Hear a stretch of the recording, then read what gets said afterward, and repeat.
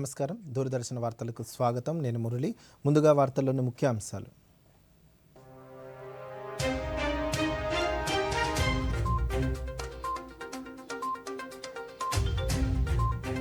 పశ్చిమ బెంగాల్, బీహార్లలో పలు అభివృద్ధి కార్యక్రమాలకు శంకుస్థాపనలు, ప్రారంభోత్సవాలు చేసిన నరేంద్ర మోదీ. ఐఎన్ఎస్ నిస్తార్ భారతదేశ కీర్తి ప్రతిష్టలను పెంచిందన్న కేంద్ర రక్షణ సహాయ మంత్రి సంజయ్ సేత్. తక్కువ ఖర్చుతో హరిత విద్యుత్ తయారీకి కృషి చేస్తున్నామన్న ముఖ్యమంత్రి చంద్రబాబు నాయుడు. ప్రధాని మన్ కీ బాత్ కార్యక్రమం ఈ నెల 27వ తేదీ ఉదయం 11 గంటలకు ప్రసారం. ఇప్పుడు వార్తల్లోని వివరాలు చూద్దాం. మౌలిక సదుపాయాల కల్పన, డిజిటల్ సాంకేతికత వినియోగంతో భారత్ వేగంగా అభివృద్ధి చెందుతుందని ప్రధాని నరేంద్ర మోదీ అన్నారు. పశ్చిమ బెంగాల్లోని దుర్గాపూర్లో ఈరోజు ప్రధాని 5,400 కోట్లకు పైగా విలువైన చమురు, గ్యాస్, విద్యుత్, రోడ్లు, రైల్వే రంగాలలో పలు అభివృద్ధి ప్రాజెక్టులకు శంకుస్థాపనలు, ప్రారంభోత్సవాలు చేశారు. ఈ సందర్భంగా మోదీ మాట్లాడుతూ దుర్గాపూర్ పారిశ్రామికవాడ జాతీయ గ్యాస్ గ్రిడ్లో భాగమవడం పట్ల హర్షం వ్యక్తం చేశారు.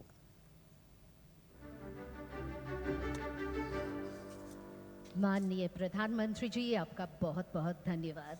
हमारा ये दुर्गापुर स्टील सिटी होने के साथ ही भारत की श्रम शक्ति का भी बड़ा केंद्र है। भारत के विकास में दुर्गापुर की बहुत बड़ी भूमिका है।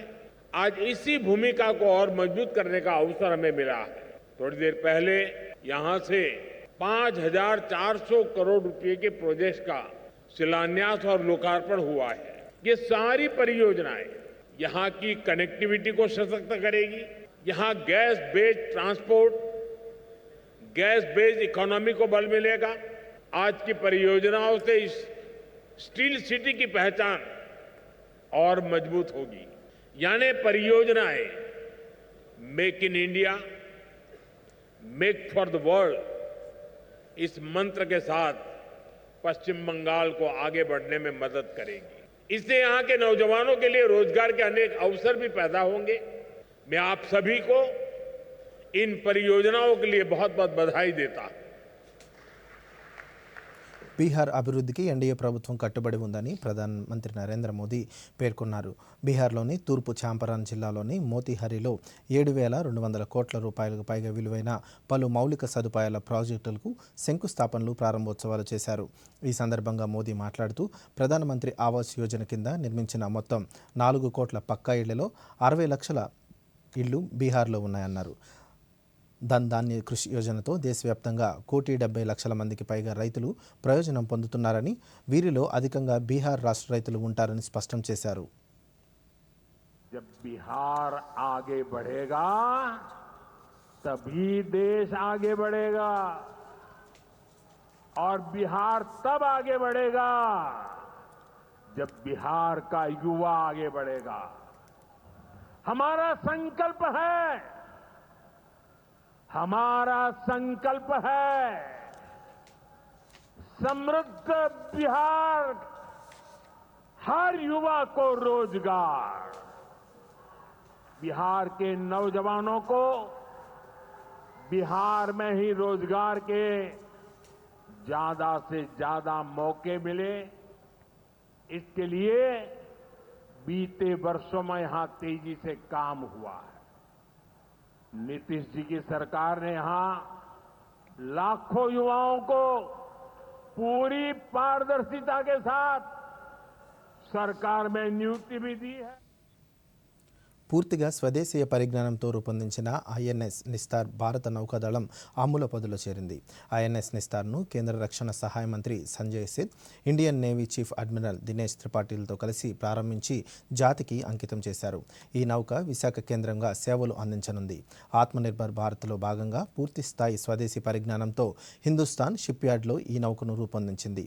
ఇది సముద్ర గర్భం నుంచి 15 టన్నుల బరువును ఎత్తేందుకు సహాయపడుతుంది.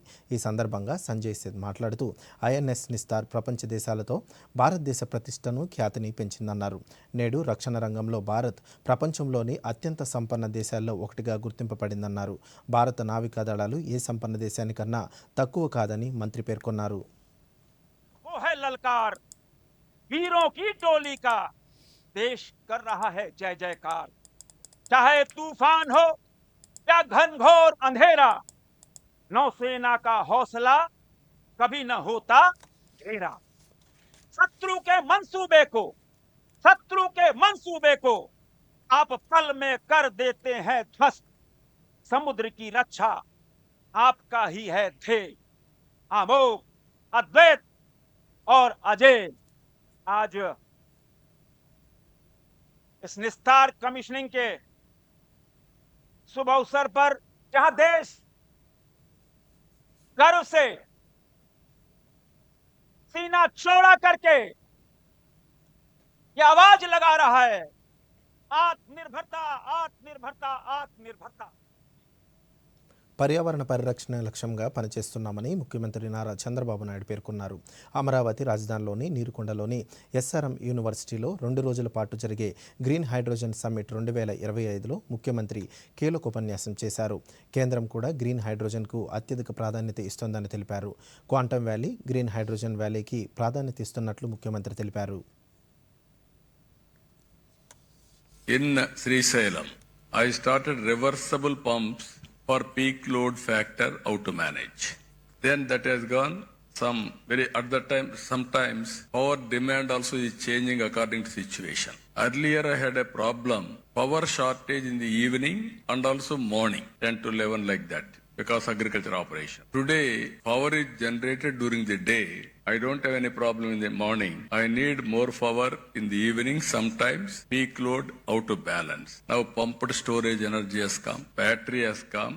Battery is very costly, but ultimately sustainability is the problem and cost is the problem.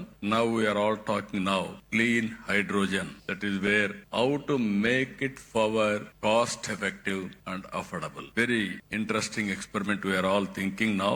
If you see global warming, all countries are moving how to go for green energy. If you see here, Honorable Prime Minister has announced 500 gigawatt. Global warming నేపథ్యంలో green హైడ్రోజన్కు ప్రాధాన్యం పెరిగిందని, విద్యుత్ తయారీ సంస్థలు దీనిపై పరిశోధనలు చేయాలని ఆంధ్రప్రదేశ్ ముఖ్యమంత్రి నారా చంద్రబాబు నాయుడు పేర్కొన్నారు. అమరావతిలోని నీరుకొండలో ఎస్ఆర్ఎం యూనివర్సిటీలో ఏర్పాటు చేసిన గ్రీన్ హైడ్రోజన్ సమ్మిట్లో భాగంగా ఎనర్జీ కంపెనీల ఎండీ, సీఈఓలతో ముఖ్యమంత్రి ప్రత్యక్షంగా సమావేశమయ్యారు. ఈ సందర్భంగా చంద్రబాబు నాయుడు మాట్లాడుతూ తక్కువ ఖర్చుతో హరిత విద్యుత్ తయారీ, స్టోరేజీపై దృష్టి సారించాలని సూచించారు. ఆంధ్రప్రదేశ్ పరిశోధనలు, ఆవిష్కరణలకు కేంద్ర బిందువు కావాలన్నారు. How to reduce the cost of energy. Second angle, because of global warming, how to go for green energy. Once green energy, then towards downstream industries. Storage, ammonia, ethanol, so many innovative ideas. So I'm very happy to listen all of you. 2 days you are going to be here. We are having a clear policy. Even our Prime Minister is working in a big way. 500 gigawatt capacity on green energy. That is his mission. వచ్చే శాసనసభ సమావేశాల్లో cyber నేరాలను అరికట్టేందుకు చట్ట సవరణ bill ప్రవేశపెట్టాలని శాసనసభ పిటిషన్ల committee అభిప్రాయపడుతుందని రాష్ట్ర శాసనసభ ఉపసభాపతి కె రఘురామకృష్ణరాజు తెలిపారు. అమరావతిలో ఈరోజు ఆయన మీడియాతో మాట్లాడుతూ రాష్ట్రంలో సైబర్ నేరాల నియంత్రణకు పటిష్టమైన చర్యలు తీసుకోవాలని ముఖ్యమంత్రి చంద్రబాబు నాయుడు ఆదేశాల మేరకు శాసనసభ పిటిషన్ల కమిటీ ప్రత్యేక దృష్టి సారించిందని తెలిపారు.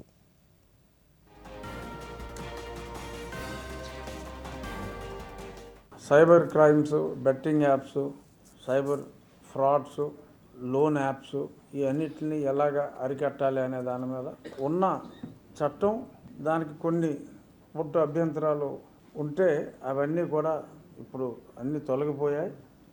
ఆ చట్టాన్ని అమలు చేస్తూ ఆ చట్టాన్ని మరింత పదును పెట్టే విధంగా అమెండ్మెంట్స్ కూడా సాధ్యమైనంత వరకు రేపు రాబోయే అసెంబ్లీ సమావేశాల్లో ఆ బిల్లు కూడా, అమెండ్మెంట్ బిల్లు కూడా తీసుకుని వచ్చి రాబోయే రోజుల్లో ఒక ఉక్కుపాదం ఈ సైబర్ క్రైమ్స్ మీద మోపాలి అని చెప్పి దానికి హోమ్ సెక్రటరీ గారు అలాగే ఐటీ సెక్రటరీ గారు ఇద్దరితో కూడా కలిసి కూర్చొని ఒక చక్కటి సమన్వయంతో చట్ట రూపకల్పన కోసం ఈరోజు చర్చించడం జరిగింది. కూటమి ప్రభుత్వం మున్సిపాలిటీల అభివృద్ధికి ఎంతో కృషి చేస్తుందని రాష్ట్ర పురపాలక శాఖ మంత్రి పి నారాయణ తెలిపారు. ఈరోజు అనంతపురంలోని గుత్తి రోడ్డులో 12 కోట్ల రూపాయలతో ఏర్పాటు చేసిన ప్రాసెసింగ్ యూనిట్ను మంత్రి ప్రారంభించారు. అలాగే 1,70,00,000 రూపాయలతో రోడ్డు కాలువల నిర్మాణానికి సంబంధించిన శిలాఫలకాలను మంత్రి ఆవిష్కరించారు. ఈ సందర్భంగా నారాయణ మాట్లాడుతూ రాష్ట్రంలో అన్ని మున్సిపాలిటీల్లో అభివృద్ధి పనులు వేగవంతంగా జరుగుతున్నాయని తెలిపారు. గత ప్రభుత్వం అనేకమైన అవకతవకలు చేసింది. డంప్ యార్డ్ కొండలు రాష్ట్రంలో ఎక్కడికి పోయినా, ఏ మున్సిపాలిటీ పోయినా కొండలు మిగిలిచ్చేసిపోయారు. 10,000 కోట్లు అప్పు చేయటమే కాదు, చెత్త కూడా వదిలేసిపోయారు. చెత్త పన్నేశారు కానీ చెత్త తీలా. కానీ ఈ ప్రభుత్వం వచ్చిన తర్వాత చెత్త పన్ను తీసేస్తామని ఎలక్షన్స్ ముందు చెప్పడం, మాట తప్పకుండా తీసేయటం జరిగింది. అయితే ఈ లెగసీలని చూస్తే 85 లక్షల టన్నుల చెత్త మిగిలిపోయింది. ముఖ్యమంత్రి గారు స్వచ్ఛ భారత్ స్వచ్ఛాంధ్ర కార్యక్రమంలో మచిలీపట్నంలో అక్టోబర్ 2వ తేదీ నేను మంత్రి నారాయణ గారికి చెప్తున్నాను, వచ్చే అక్టోబర్ 2వ తేదీ అంటే రేపు వచ్చే అక్టోబర్ 2వ తేదీకి రాష్ట్రంలో ఉన్న 85 లక్షల టన్నులు తొలగించాలని ఆదేశించారు. దాని మీద యాక్చువల్ వర్కౌట్ చేసి టెండర్లు. కేంద్ర ఆర్థిక సంఘ నిధులు నేరుగా పంచాయతీలకే అందించి స్థానిక పరిపాలన బలోపేతం చేసేందుకు కృషి చేస్తున్నామని రాష్ట్ర దేవాదాయ శాఖ మంత్రి ఆనం రామనారాయణ రెడ్డి తెలిపారు. నెల్లూరులో ఈరోజు నిర్వహించిన జిల్లా పరిషత్ సమావేశానికి ఆయన ముఖ్య అతిథిగా హాజరయ్యారు. ఈ సందర్భంగా మంత్రి మాట్లాడుతూ జిల్లాలోని గ్రామీణ ప్రాంతాల సమస్యలపై జడ్పీటీసీలు సభ్యులు అర్థవంతమైన చర్చలు జరపడం శుభపరిణామన్నారు. జలజీవన్ మిషన్ పనుల్లో త్వరలోనే పూర్తి చేసి జిల్లాలోని గ్రామీణ ప్రాంతాలకు చెందిన 4 లక్షల కుటుంబాలకు త్రాగునీరు అందిస్తామన్నారు. పీఎం సూర్యఘర్ యోజన ద్వారా ప్రతి నియోజకవర్గంలో 10,000 సౌర విద్యుత్ కనెక్షన్లను అందిస్తున్నామని తెలిపారు. కొంత రాష్ట్ర ప్రభుత్వం యొక్క విధానాలు, రాష్ట్ర ప్రభుత్వం నేడు చేస్తున్నటువంటి కార్యక్రమాల గురించి, ముఖ్యంగా స్థానిక సంస్థల ప్రజాప్రతినిధులకి తెలియజెప్పాలనే ఒక ప్రయత్నం చేసి ఆ వివరాలను చెప్పడం జరిగింది. జలజీవన్ మిషన్ దాదాపుగా కేంద్ర ప్రభుత్వం 1,000 కోట్ల రూపాయలు ఈ రాష్ట్రానికి ఇచ్చి 3 సంవత్సరాల్లో ఇంటింటికి కొడాయి ఇవ్వమని చెప్పి కేంద్ర ప్రభుత్వం ఆదేశిస్తే, గతంలో ఉన్న వైసీపీ ప్రభుత్వం కనీసం 10 ఇళ్లకు కూడా ఇంటింటికి కొడాయి ఇచ్చిన పాపాన పోలేదు. ఇవాళ జలజీవన్ మిషన్ ఒక్కొక్క నియోజకవర్గానికి 100 కోట్ల రూపాయలు ఖర్చు చేసే పరిస్థితి ఈరోజు రాష్ట్ర ప్రభుత్వం నిర్ణయం తీసుకుని అమలు చేస్తుంది. వరంగల్ జిల్లా కాజీపేటలో రైలు మ్యానుఫ్యాక్చరింగ్ యూనిట్ పనులు 60% పూర్తయ్యాయని కేంద్ర బొగ్గు గనుల శాఖ మంత్రి జి కిషన్ రెడ్డి తెలిపారు. హైదరాబాద్లో ఈరోజు ఆయన మీడియాతో మాట్లాడుతూ కాజీపేట యూనిట్ను కోచ్ వ్యాగన్ల నుంచి ఇంజిన్ల తయారీ వరకు విస్తరిస్తున్నట్లు తెలిపారు. కేంద్ర రైల్వే శాఖ మంత్రి అశ్విని వైష్ణవ్ రేపు రైలు మ్యానుఫ్యాక్చరింగ్ యూనిట్ పనులు పురోగతిని పరిశీలిస్తారని తెలిపారు. ఇప్పటికే 521 కోట్ల రూపాయల మంజూరు కాగా మరిన్ని నిధులు అందించేందుకు కేంద్రం సిద్ధంగా ఉందని తెలిపారు. ఈ ఆర్ఎంయూకు వారు స్వయంగా ప్రధానమంత్రి గారు భూమి పూజ చేయడం జరిగింది. ఇప్పుడు ఒక 60-70% పనులు పూర్తయ్యాయి. కేంద్ర ప్రభుత్వము ప్రధానమంత్రి నరేంద్ర మోడీ గారి ఆదేశాలతో అత్యంత ప్రతిష్టాత్మకంగా, అత్యంత వేగవంతంగా ఈ యొక్క రైల్ మ్యానుఫ్యాక్చరింగ్ యూనిట్ను పూర్తి చేయాలని నిర్ణయం తీసుకొని, నేను కూడా ఎవ్రీ 10 days 15 days ఆ యొక్క నిర్మాణ పనుల పురోగతిని స్వయంగా విజయవాడ ఇంద్రకీలాద్రిలో కొలువుదీరిన కనకదుర్గమ్మను కేంద్ర పౌర విమానయాన శాఖ మంత్రి కింజారపు రామ్మోహన్ నాయుడు పార్లమెంట్ సభ్యుడు శివనాథ్తో కలిసి ఈరోజు దర్శించుకున్నారు. ఆలయ మర్యాదలతో ఈవో రామారావు వారికి స్వాగతం పలికారు. అమ్మవారి దర్శనం అనంతరం ఆశీర్వచన మండపంలో వేద పండితులు వేద మంత్రాలతో ఆశీర్వదించి తీర్థ ప్రసాదాలు అందజేశారు. అనంతరం ఈవో అమ్మవారి చిత్రపటాలను బహుకరించారు.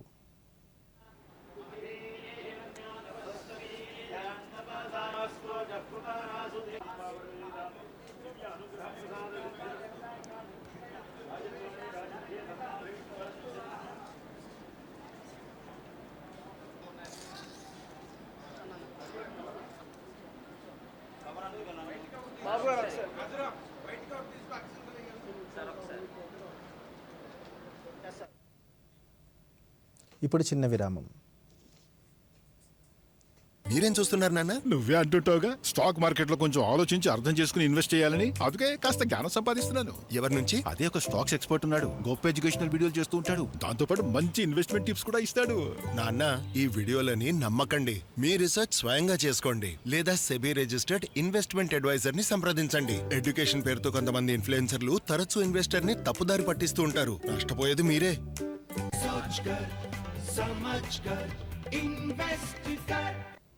కరెంట్ బిల్, కిరాణం, స్కూల్ ఫీజ్ అన్నీ అయిపోయాయి. బడ్జెట్ రెడీ అయిందా? 5,000 మిగిలాయి. కొత్త చీర తీసుకుంటావా? వద్దు, పోయిన నెలలోనే కదా తీసుకున్నాను. ఇంకోటి వద్దు. ముందుగా బడ్జెట్ వేసుకోండి. చిన్న చిన్న పొదుపులని బ్యాంక్ లో సేవ్ చేసుకోండి. ఇక డబ్బు పెరుగుతుంటే చూస్తూ మురిసిపోండి. చెప్పవులే, ఇక వెళ్ళమ్మా. ఆర్బీఐ అంటోంది, పొదుపు చేసే వనిత సాధిస్తుంది ఘనత. जन जन का रखे ध्यान, टीबी मुक्त भारत अभियान।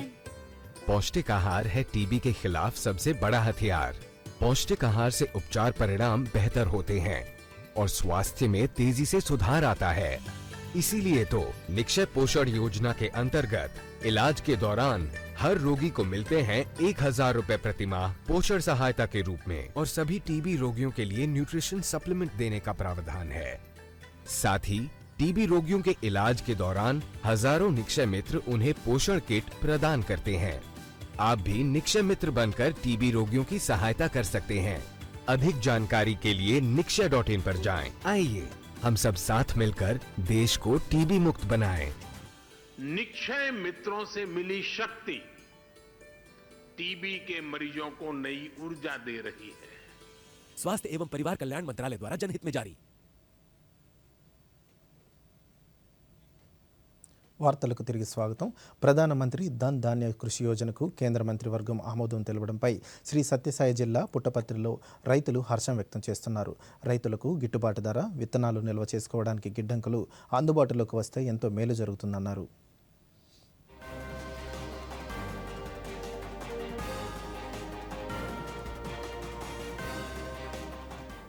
దేశవ్యాప్తంగా 100 జిల్లాలను ఎంపిక చేసి ఏటా 24,000 కోట్లు ఆ జిల్లాలకు వ్యవసాయ రంగాన్ని అభివృద్ధి చేయాలనే ఆకాంక్షతో నరేంద్ర మోడీ గారు నిన్న కేంద్ర కేబినెట్లో ఆమోదం చేశారు. రైతులు పండించిన పంట ఉందో దానికి మండల స్థాయిలోనే ఒక గిడ్డంగులను ఏర్పాటు చేసి నిల్వ చేసుకునే అవకాశం కల్పించే విధానాన్ని ఈ కార్యక్రమంలో చేపట్టారు. అదేవిధంగా రైతుకు అనేకమైనటువంటి ప్రోత్సాహాలు అందించాలని, అంతేకాకుండా ఈ రైతుకు దీర్ఘకాలిక రుణాలు రైతుకు ఇచ్చి ప్రోత్సహించి రైతాంగాన్ని ఒక ఇంప్రూవ్మెంట్ చేయాలనే ఉద్దేశంతో ఆ రైతుకు ఈ రుణ సౌకర్యాన్ని కల్పించడం కూడా ఈ కార్యక్రమంలో ప్రధాన ఉద్దేశమని ఈ సందర్భంగా తెలియజేసుకుంటూ, అమరావతిలోని రాష్ట్ర సచివాలయంలో మంత్రుల కమిటీ సమావేశం జరిగింది. ఎస్సీ ఎస్టీ ఉద్యోగుల ప్రమోషన్లలో రూల్ ఆఫ్ రిజర్వేషన్పై కీలక చర్చ జరిగింది. ఆంధ్రప్రదేశ్ రాష్ట్ర మంత్రులు డోలా శ్రీ బాలవీరాంజనేయ స్వామి, గుమ్మడి సంధ్యారాణి, నాదెళ్ల మనోహర్, అనగాని సత్యప్రసాద్, సత్యకుమార్ యాదవ్ తదితర మంత్రులతో పాటు పలువురు ఉన్నతాధికారులు ఈ సమావేశంలో పాల్గొన్నారు. ముఖ్యంగా ఇతర రాష్ట్రాల్లో రూల్ ఆఫ్ రిజర్వేషన్ అమలు తీరుపై చర్చించారు. అలాగే పలు కేసుల్లో రూల్ ఆఫ్ రిజర్వేషన్పై న్యాయస్థానాలు ఇచ్చిన తీర్పులపైన సమావేశంలో కీలకంగా చర్చించారు.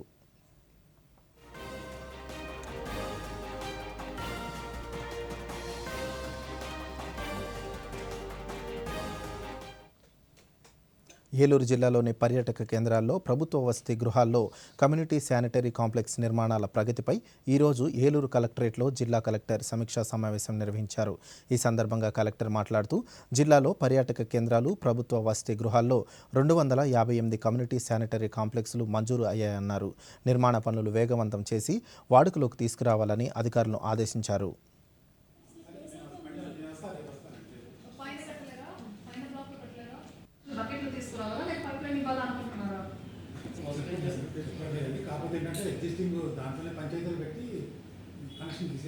అది కూడా చేయండి.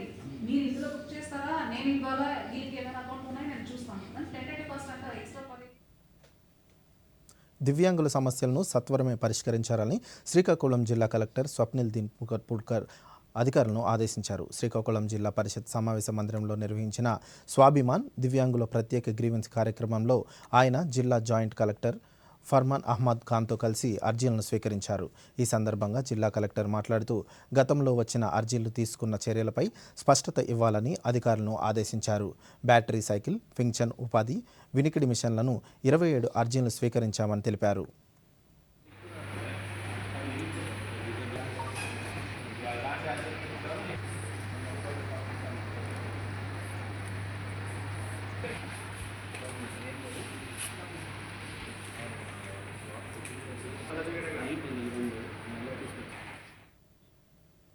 పేదరిక నిర్మూలన లక్ష్యంగా చేపట్టిన P4 కార్యక్రమం అమలుపై ప్రత్యేక దృష్టి సారించామని పశ్చిమ గోదావరి జిల్లా కలెక్టర్ చదలవాడ నాగరాణి అధికారులను ఆదేశించారు.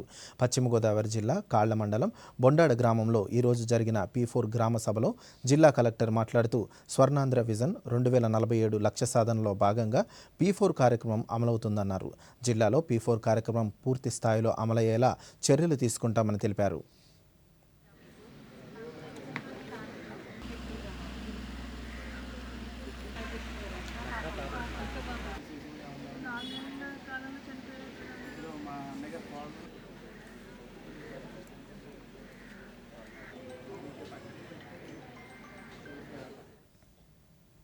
కర్ణాటకలోని బెంగళూరులో అనేకల్లో ఇంటర్లాకింగ్ టెక్నాలజీని ఉపయోగించి నిర్మించిన సిమెంట్ రహిత గ్రానైట్ ఇల్లు అందరి దృష్టి ఆకర్షిస్తోంది.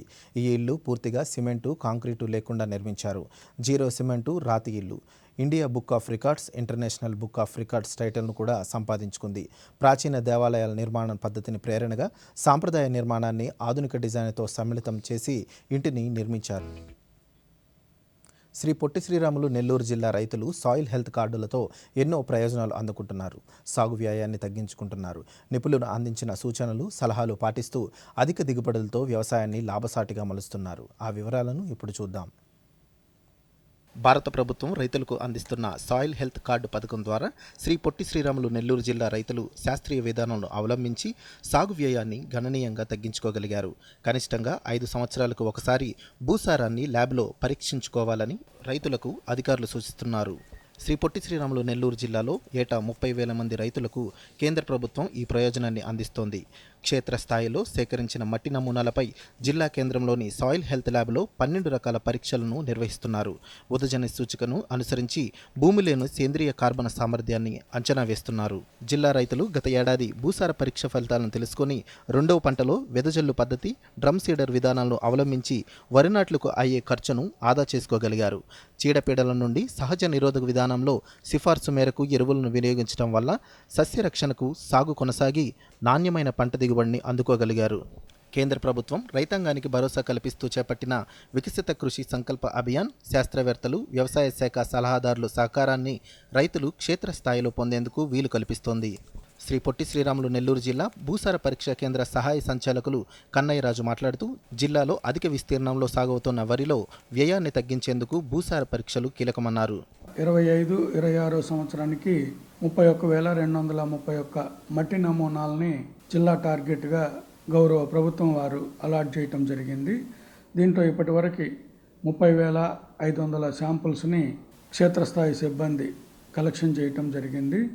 వచ్చినటువంటి శాంపుల్స్లో ఇప్పటివరకు 3,000 మట్టి నమూనాలని మనము పరీక్షలు జరపడం జరిగింది. అన్ని నమూనాలని పూర్తి స్థాయిలో పరీక్షించి రిజల్ట్ని ఇవ్వటము, అదేవిధంగా సిఫారసు మేరకి ఎరువుల వాడకాన్ని కూడా అదే సాయిల్ హెల్త్ కార్డులో, సాయిల్ హెల్త్ కార్డు పోర్టల్లో నమోదు చేసి రైతులకి అందించడం జరుగుతుంది. యువతకు సాధికారత కల్పించడం, సృజనాత్మక పరిశ్రమలను అభివృద్ధి చేయడంపై కేంద్ర ప్రభుత్వం ప్రత్యేక దృష్టి సారించిందని కేంద్ర సమాచార ప్రసార శాఖ మంత్రి అశ్విని వైష్ణవ్ పేర్కొన్నారు. ముంబైలోని NFDC ప్రాంగణంలో Indian institution of creativity technology IICT మొదటి క్యాంపస్ను ఆయన మహారాష్ట్ర ముఖ్యమంత్రి దేవేంద్ర ఫడ్నవీస్తో కలిసి ఈరోజు ప్రారంభించారు. ఈ సందర్భంగా కేంద్ర మంత్రి మాట్లాడుతూ కేంద్ర ప్రభుత్వం IICT అభివృద్ధి కోసం 400 కోట్ల రూపాయలను కేటాయించిందని వెల్లడించారు. की तर्ज पर क्रिएटिव टेक्नोलॉजीज का एक नया इंस्टीट्यूशंस की सीरीज बने, IICT Indian institute of creative technologies. Technology आज की क्रिएटिव वर्ल्ड में जिस तरह से एक इंटीग्रल पार्ट बन चुकी है, उसमें बहुत ज़रूरी है कि हमारे क्रिएटिव इकोनॉमी में काम करने वाले जितने भी लोग हैं और जो इससे जुड़ना चाहते हैं उन सबको हम नए स्किल्स दें, टेक्नोलॉजीज़ में ट्रेनिंग दें, नए टूल्स दें और दुनिया में जो बेस्ट हो रहा है उसको हम अपने यहाँ पर भारत में लेके आए और यहाँ से नए इंक्यूबेशन, नए आइडियाज़, नई टेक्नोलॉजीज़ भी भारत से बने। కేంద్ర ప్రభుత్వం గత 10 ఏళ్లుగా క్రీడా రంగాన్ని ప్రోత్సహిస్తూ క్రీడా బడ్జెట్ను 5 రెట్లు పెంచిందని కేంద్ర హోంమంత్రి అమిత్ షా పేర్కొన్నారు. ఢిల్లీలో ఈరోజు జరిగిన 21వ పోలీస్ ఫైర్ గేమ్స్ కార్యక్రమంలో ఆయన పాల్గొన్నారు. ఈ సందర్భంగా హోంమంత్రి మాట్లాడుతూ 2036 ఒలింపిక్ క్రీడలకు భారత్ సన్నాహాలు చేస్తుందన్నారు. దాదాపు 3000 మంది క్రీడాకారులకు ప్రతి నెల 50,000 రూపాయల సహాయాన్ని అందిస్తున్నామని వెల్లడించారు. उनको मैं एक और बात भी कहना चाहता हूँ, कौन हिस्सा लेगा, कौन इतना आगे निकल जाएगा, कौन जीत कर आएगा, वो एक अलग विषय है, मगर हर एक पुलिस कर्मी के लिए खेल स्वभाव बनना चाहिए। हर एक पुलिस के अधिकारी के लिए ఛత్తీస్గఢ్ బెమేతరలోని బిజాబాద్ గ్రామంలో బేటీ బచావో బేటీ పడావో పథకం కింద నెల రోజులు ఉచిత కుట్టు శిక్షణ కార్యక్రమం ప్రారంభమైంది. మహిళలు, బాలికలకు సాధికారత కల్పించేందుకు రూపొందించిన మిషన్ శక్తి కార్యక్రమాన్ని మహిళా సాధికార కేంద్రం ఆధ్వర్యంలో శిక్షణను ప్రారంభించారు. మొత్తం 52 మంది బాలికలకు శిక్షణ ఇవ్వగా ప్రస్తుతం 3వ విడతలో కబీర్ ఆశ్రమంలో 28 మంది బాలికలు, యువతులు పాల్గొంటున్నారు. శిక్షణ సందర్భంగా దారిద్ర్య రేఖకు దిగువగా ఉన్న మహిళలు, భర్త మరణించిన వారు, 35 నుంచి 45 సంవత్సరాల మధ్య వయసు గల అవివాహిత మహిళలు, చట్టబద్ధంగా విడాకులు పొందిన వారు, లైంగిక వేధింపులకు గురైన వారు, హెచ్ఐవి పాజిటివ్ మహిళలు సంక్షేమ సురక్ష యోజన ద్వారా లబ్ధి పొందుతున్నారు. ప్రతి ఏడాది కేరళలోని కొట్టాయంలో గ్రామీణ జీవన శైలి భాగంలో వస్తువులను వాణిజ్యాన్ని నిర్వహించారు. పాతకాలపు గృహోపయోగ సామాగ్రి అయిన పాయలు, మట్టి పాత్రలు ఈ వాణిజ్యంలో ప్రధాన ఆకర్షణగా నిలిచాయి. వీటితో పాటు తూములు, కత్తులు వంటి వస్తువులను కొనుగోలు చేసేందుకు అందుబాటులో ఉన్నాయి. ప్రజలు ఎక్కువగా ఈ మట్టి పాత్రలు కొనుగోలు చేసేందుకు ప్రజలు ఆసక్తి చూపిస్తున్నారు. వివిధ ప్రాంతాలకు చెందిన వారి సాంప్రదాయ ఉత్పత్తులతో పాల్గొన్నారు. గ్రామీణ పునరుజ్జీవనానికి ఈ తరహా వాణిజ్యం ఓ బలమైన వేదికగా మారుతుందని, పాతకాలపు వస్తువులతో పాటు ఆధునిక ఉత్పత్తులు కూడా ఈ వాణిజ్యంలో చోటు దక్కించుకోవడం ఆనందంగా ఉందని వ్యాపారులు తెలియజేశారు.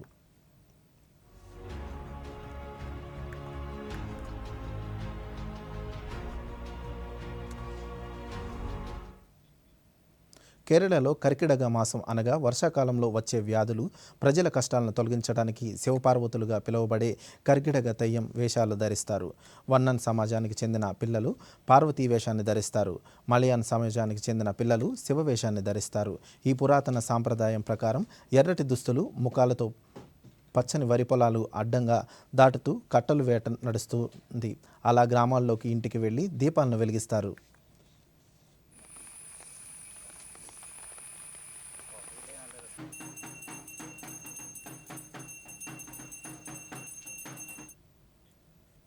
దేశీయ స్టాక్ మార్కెట్ సూచీలు ఈరోజు భారీ నష్టాల్లో ఈ వారాంతరాన్ని ముగించాయి. సెన్సెక్స్ 500 పాయింట్ల మేర పతనం కాగా నిఫ్టీ కీలకమైన 25,000 స్థానాన్ని కోల్పోయింది. ఈ ఉదయం 82,193 పాయింట్ల వద్ద స్వల్ప నష్టాల్లో ప్రారంభమైన సెన్సెక్స్ క్రమంగా భారీ నష్టాల్లోకి వెళ్ళింది. ఇంట్రాట్రేడ్లో 650 పాయింట్ల నష్టంతో ఓ దశలో 81,608 వద్ద కనిష్టాన్ని తాకింది. చివరికి 501 పాయింట్ల నష్టంతో 81,757 వద్ద ముగిసింది. నిఫ్టీ 143 పాయింట్ల నష్టంతో 24,968 వద్ద స్థిరపడింది.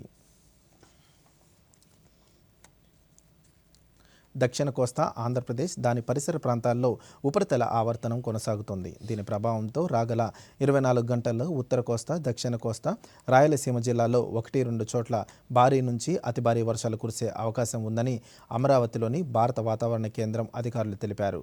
ఇదే సమయంలో గంటకు 40 నుంచి 50 కిలోమీటర్ల వేగంతో బలమైన వీదురుగాలులు వీచే అవకాశం ఉందని తెలిపారు.